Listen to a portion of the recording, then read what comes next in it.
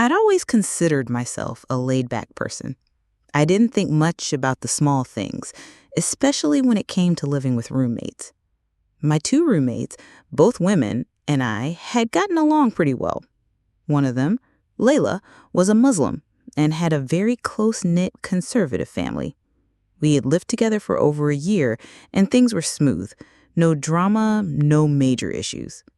But everything changed the moment Layla's mom decided to visit. It wasn't the first time that Layla had mentioned her family. Her mom's conservative views were something Layla had shared with us in passing conversations. She had grown up in a household where gender roles were strongly emphasized, and even living with male roommates had been a touchy subject. But up until then, it wasn't a problem for me. I was just the regular guy trying to finish college, balancing assignments and studying. That day, Layla casually mentioned that her mom was coming to visit for the weekend. She told us her mom was very religious and conservative, and she didn't approve of her daughter living with male roommates. Awkward, considering that I lived with them.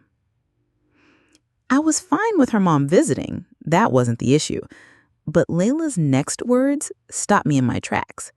She told me her mom would freak out if she found out a guy lived with them and asked me to leave for the day when her mom came over. At first, I thought she was joking. But then she said it again, more seriously this time. She wanted me to leave for the entire day while her mom was there, find somewhere else to sleep for the night, too. I couldn't believe it. I was being asked to vacate my own apartment because of someone else's beliefs. This wasn't just a minor inconvenience. This was something that felt completely unfair to me. Layla explained that her mom might not even come into the apartment if she knew a guy lived there. I understood the cultural tension, but it felt like an imposition. This was my home, too, and I paid rent just like everyone else. I couldn't just leave, especially since I had a major assignment due and needed to focus on it. I tried to be reasonable. I didn't want to be the difficult roommate, so I suggested that I stay in my room for the entire day, keep to myself, and only leave when necessary to grab food. I thought this would be a fair compromise, but Layla wasn't having it. She insisted that I should leave entirely. Her mom would freak out, she said. It was a serious matter, and there would be family drama if her mom found out a man lived there. I was stuck. What was I supposed to do? Was I supposed to just pack up and leave for an entire day just to keep the peace? I had tried to be understanding, but this request felt unreasonable to me. I wasn't being disrespectful, but I also didn't think I should be forced out of my own home. The situation was already awkward, and now it was taking a toll on my sense of fairness. The next few days were tense.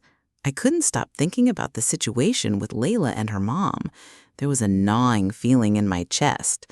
Should I just give in and leave? Or should I stick to my guns? I knew I didn't want to hurt Layla's feelings, but this felt like a personal violation. I paid equal rent, and I wasn't about to let someone push me around in my own home. The problem was that Layla was a good person. We had been friends for over a year, and I understood that her mom's conservative values were deeply ingrained in her. But my gut told me this request was crossing a line. I tried to focus on my work, but I couldn't ignore the growing tension. Layla had become distant after I rejected her request. She didn't outright confront me, but her coldness was palpable. She would barely make eye contact or say much to me. It was as though she was silently punishing me for not accommodating her mom. The other roommate, Emma, was in the middle of all this. She had stayed neutral, as she always did when there was conflict, but she did try to mediate by suggesting we all sit down and talk about it to make sure everything was clear. She could see both sides, but I could tell that she wasn't sure where she stood on the issue. In the meantime, Layla wasn't getting any better. She continued to insist that I should just leave for the day, and the tension was getting worse. It wasn't just about respecting her mom's beliefs anymore. It was about the emotional toll this was taking on our living situation. I was frustrated. I had already offered to stay in my room the entire day, and that wasn't enough. Why did I have to vacate my home entirely to keep the peace? The more I thought about it, the more ridiculous the request seemed. I was being asked to rearrange my life and priorities just for the sake of someone else's comfort. That night, I tried to talk to Layla again. I told her that I understood her situation, that I respected her mom's beliefs, but I wasn't going to leave the apartment. I also told her that I had a deadline coming up and I couldn't afford to be distracted. The conversation was brief, but I could see the frustration in her eyes. She was upset, but I was upset too. I felt like I had been put in an impossible position with no way out. As the day passed, the silent treatment from Layla grew stronger. I didn't know how much longer I could tolerate the coldness between us. It felt like we were both at an impasse, stubborn, unwilling to budge. But I couldn't shake the feeling that this situation wasn't going to resolve itself anytime soon. The day Layla's mom was supposed to visit finally arrived. I had hoped that things would calm down by now, but the tension only seemed to escalate. Layla had gone quiet on me, and I wasn't sure if we could make it through this without a major fallout.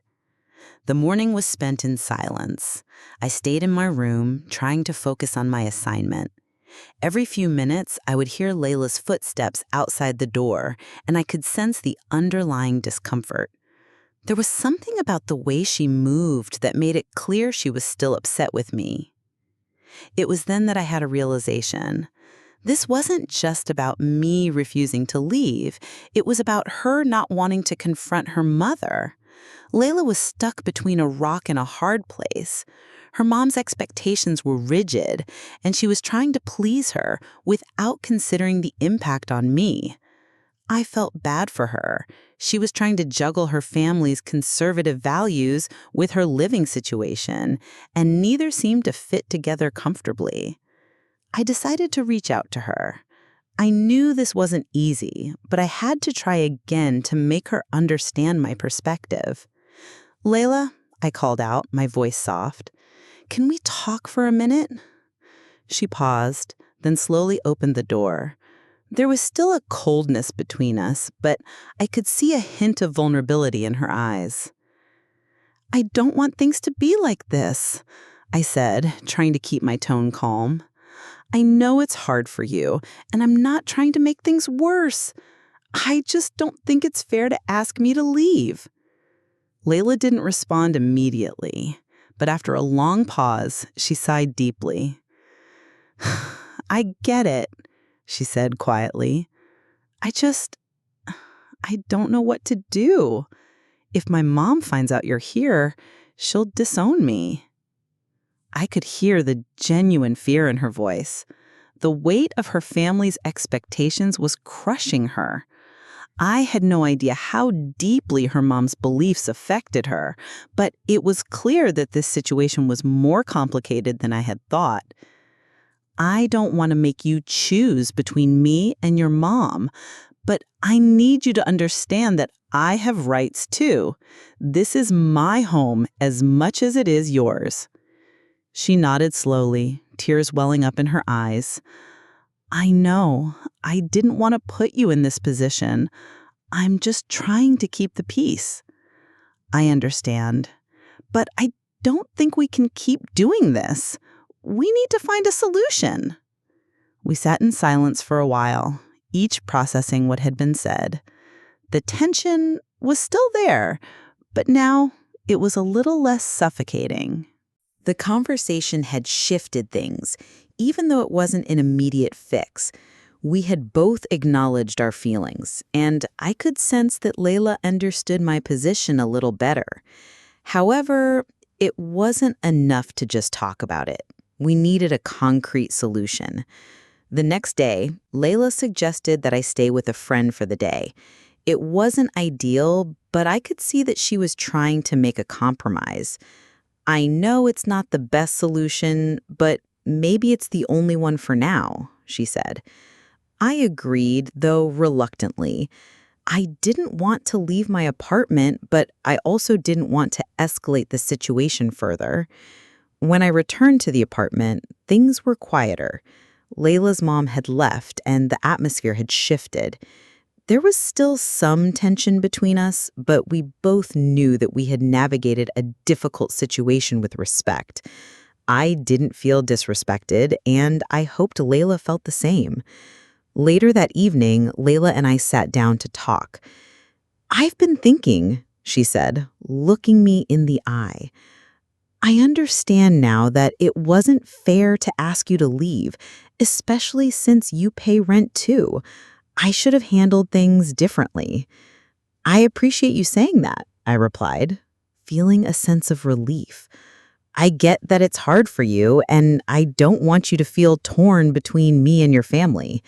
We just have to figure out how to navigate these things without hurting each other." We finally found a way to move forward. The tension had not completely disappeared, but there was an understanding between us that hadn't been there before. Layla and I agreed to set clearer boundaries in the future. It wasn't about choosing one person over the other. It was about finding a balance. The following weeks weren't without challenges, but things began to return to normal. We both learned a lot about each other's perspectives. I understood the weight of Layla's family dynamics, and she gained a deeper appreciation for my need to assert my rights in the apartment. It wasn't perfect, but it was real progress. Eventually, we had another conversation about how we could address similar situations in the future, especially when it came to accommodating cultural beliefs. We agreed that open communication was key. No more hidden expectations or assumptions. By the end of the semester, we were back to being the roommates we had always been. We respected each other's space, acknowledged our differences, and, most importantly, found ways to live together without compromising our individual beliefs or rights. As for Layla's mom, things never got easier. But Layla had learned to navigate her relationship with her mom while also standing up for herself in our shared living space. It wasn't always smooth, but it was a lesson in how far a little understanding and compromise could go.